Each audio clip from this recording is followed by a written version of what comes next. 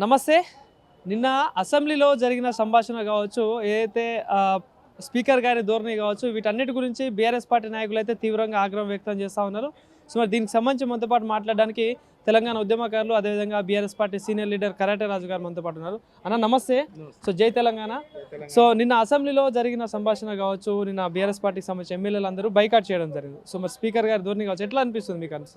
ప్రజాస్వామ్యంలో స్పీకర్ గారి పాత్ర సభ్యులైనటువంటి శాసనసభ్యులైనటువంటి అందరికీ సమాన దృష్టితో చూడాల్సినటువంటి స్పీకరు అది చూడకుండా ముఖ్యమంత్రి గారికి అడుగులకు మడుగులెత్తున్నట్టున్నారు. అసలు ముఖ్యమంత్రి గారు తల తెలియదు, తోక తెలియదు. ఆయనకి ఏదైనా కన్స్ట్రక్టివ్ క్రిటిసిజం చేయాలన్నా కూడా దానికి యాక్సెప్ట్ చేసే పరిస్థితి లేదు. తెలంగాణ రాష్ట్రంలో తెలంగాణ వచ్చిన తర్వాత గతంలో గంటల కొద్దిగా కాంగ్రెస్ పార్టీ ప్రతిపక్షంలో ఉన్నప్పుడు గంటల కొద్దిగా వాళ్ళకు అవకాశం ఇచ్చి వాళ్ళు ఇచ్చేటువంటి ఫీడ్బ్యాక్ని తీసుకునే పరిస్థితి ఉండే. కానీ ఈరోజు దురదృష్టవశాత్తు ఏంటంటే తెలంగాణ సమగ్ర స్వరూపం తెలియనటువంటి ముఖ్యమంత్రి గారు కానీ ఈ స్పీకరు పక్షపాత ధోరణి వహిస్తున్నాడు. సభలో ఉన్నటువంటి ప్రతి సభ్యుల యొక్క హక్కులను కాపాడాల్సినటువంటి ముఖ్య వ్యక్తి అయినటువంటి స్పీకర్ గారే సభలో ఉన్నటువంటి సభ్యుల యొక్క హక్కులను కాకుండా ముఖ్యమంత్రి గారి పార్టీ వైపు ధోరణితో మాట్లాడుతూ ఉన్నారు. తెలంగాణ ప్రయోజనాలు కానీ, తెలంగాణ మంచి కొరకు కానీ, తెలంగాణ నీళ్ళ కొరకు కానీ డిబేట్ వచ్చే పరిస్థితి కనిపిస్తలేదు. ఎందుకంటే ఒకవైపు ఏమో తెలంగాణ నీళ్లు మొత్తం దోచుకుపోయి ఆంధ్రాకు తరలిస్తుంటా ఉంటే అది ఎక్కడ కూడా ప్రశ్నించకుండా వాళ్ళకి ఏది తెలియక అవగాహన అంటే తెలంగాణ నీళ్ళపైన నీళ్ళు అంటే తెలియదు, టీఎంసీ అంటే తెలియదు, క్యూసెక్ అంటే తెలియదు, నదులు ఏడున్నాయో తెలియదు, తుంగభద్ర ఎక్కడుంది, కృష్ణా ఎక్కడుంది, ఎక్కడి నుంచి ప్రవహిస్తుంది, పాలమూరుకు కానీ తెలంగాణకి ఎన్ని కిలోమీటర్లు వస్తుంది అనేది అవగాహన మంత్రులకు కానీ, లేకపోతే ఎమ్మెల్యేలకు కానీ, లేకపోతే రాష్ట్ర ముఖ్యమంత్రి కానీ జీరో నాలెడ్జ్ దానిపైన. అందుకొరకు ఇప్పుడు ఒకవైపు ఏమో ముఖ్యమంత్రి తెలంగాణ రాష్ట్రాన్ని నాశనం చేస్తూ ఉన్నారు, రైతుల పాలిట యముడిగా మారుతున్నాడు. ఇంకోవైపు ఏమో స్పీకర్ గారి యొక్క తన పరిధిని కాకుండా తన పార్టీ కార్యకర్తగా చేస్తూ ఉన్నారు. ఈరోజు అసెంబ్లీలో పార్టీ కార్యకర్త అంటే సమాన దృష్టితో చూడాల్సినటువంటి స్పీకరు చాలా హేయంగా, చాలా జిగుస్పాకరంగా ఆయన నువ్వు ముఖ్యమంత్రి పైన మాట్లాడితే నీకు మైక్ ఇయ్యను, ఆయన అయ్య జాగిరా ఇదేమన్నా ఆయన అబ్బ జాగిరా. తెలంగాణ ప్రజలు మ్యాండేట్ ఇచ్చిర్రు, ప్రతిపక్షంలో ఉన్నటువంటి వాళ్ళు ప్రభుత్వాన్ని ప్రశ్నించాలి, ప్రజల గురించి మాట్లాడాలని చెప్పేసి. కానీ ఇష్టం వచ్చినట్టుగా ఈరోజు స్పీకర్ గారు వ్యవహరిస్తున్నారు. స్పీకర్ గారి వ్యవహారం వెనకాల ముఖ్యమంత్రి గారు ఉన్నారు. అసలు విషయం ఏంటంటే స్పీకర్ గారు సొంతంగా తీసుకునే కానీ స్పీకర్ గారు స్విచ్ లాంటి వ్యక్తి. ఇక్కడ ఏం స్విచ్ ఎత్తుతాడో ఆ పని చేస్తున్నాడు, స్విచ్ ఆఫ్ చేస్తే ఆఫ్ అవుతుంది. అంటే స్పీకర్ తన సొంత నిర్ణయాలను కూడా అమలు చేసే పరిస్థితిలో లేడు. స్పీకర్గా ఫెయిల్ అయిపోయాడు, అట్టర్ ఫ్లాప్ స్పీకర్.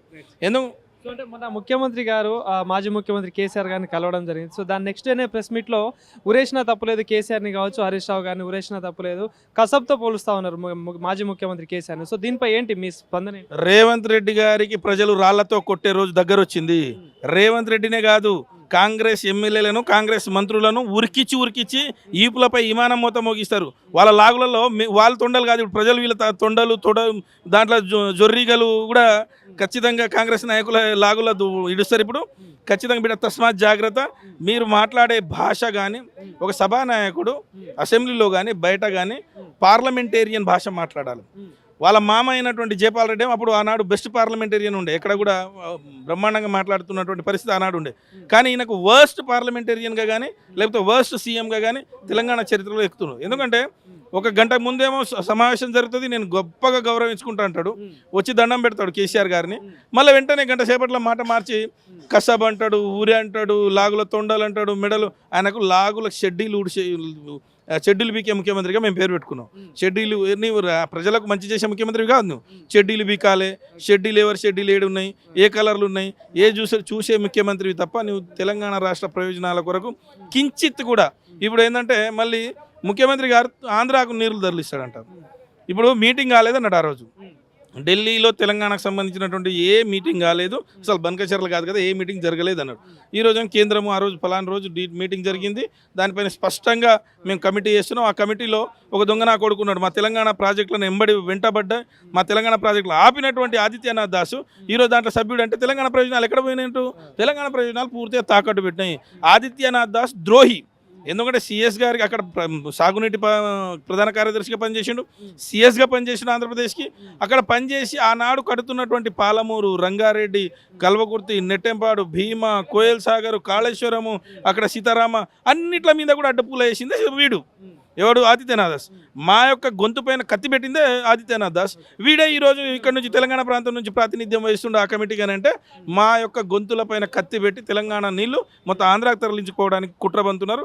ఆ కుట్ర ఈరోజు రేవంత్ రెడ్డి గారి ప్రధాన కారణం. చేత కాని సన్నాసి దద్దమ్మ ఈ రాష్ట్ర ముఖ్యమంత్రి. కనీసం మన నీళ్లు మనకు ఉంచడానికి కూడా పరిస్థితి లేదు. అంటే మూసీకి సంబంధించి నిన్న అసెంబ్లీలో మొత్తం అదే చర్చ నడుస్తూ ఉంది. సో మూసీలో ఉన్న కంపే బీఆర్ఎస్ పార్టీ నాయకుల దగ్గర ఉంది, అడ్డుపడతా ఉన్నారు, అభివృద్ధిని అడ్డుపడతా ఉన్నారు అని చెప్పేసి నా ముఖ్యమంత్రి గారు కావచ్చు దాదాపుగా గంట సేపు మాట్లాడడం సరే. సో ఏంటి దానిపై ఎట్లా సిగ్గుందా ఈ ముఖ్యమంత్రికి? అసలు బుద్ధి జ్ఞానం ఉందా? కాంగ్రెస్ మేనిఫెస్టోలో ఏడన్నా పెట్టినా మూసీ గురించి?